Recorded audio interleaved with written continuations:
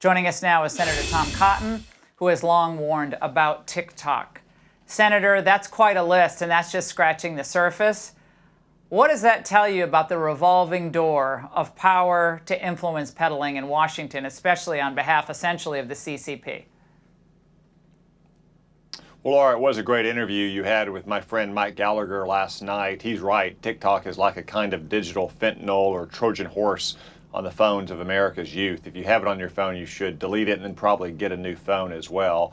And these former members of Congress and congressional aides should know better than lobbying for a company that is directed by, at the behest of, the Chinese Communist Party, that is part of its massive surveillance network, that is going to give access to hundreds of millions of Americans' phones going forward today and going forward, if it's not removed from those phones, if it's not banned nationally in this country.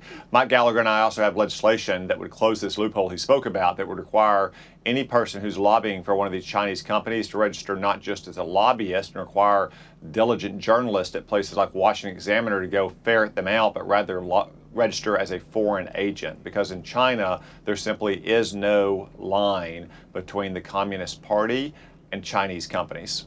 Yeah, I mean, that seems like such a no-brainer at this point, Senator, so I'm so glad you're pursuing this. But today at the New York Times Deal Book Summit, the CEO of TikTok addressed criticism that they are just controlled by the Chinese government. Watch this. We take all these concerns very seriously. For us, no foreign government has asked us for U.S. user data before. Really, they haven't. And if they did, we would say no. Senator, I'm sorry, does that even pass the straight face test?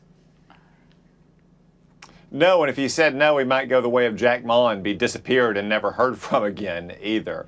Look, TikTok is under the thumb of Chinese communists. It has to answer to the Chinese Communist Party, and it has to do what the government says. It can access all the data on your phone, to include all the other apps and your content and your text messages, your emails, your browser history. It can even remotely control your camera and your microphone. You should delete TikTok from your phone and probably get a new phone if you have it on there now. And that's to say nothing of the kind of content that the Chinese Communist Party allows on TikTok in their country, which is basically respect your elders and do your homework and eat your vegetables, and what you find on it here in America.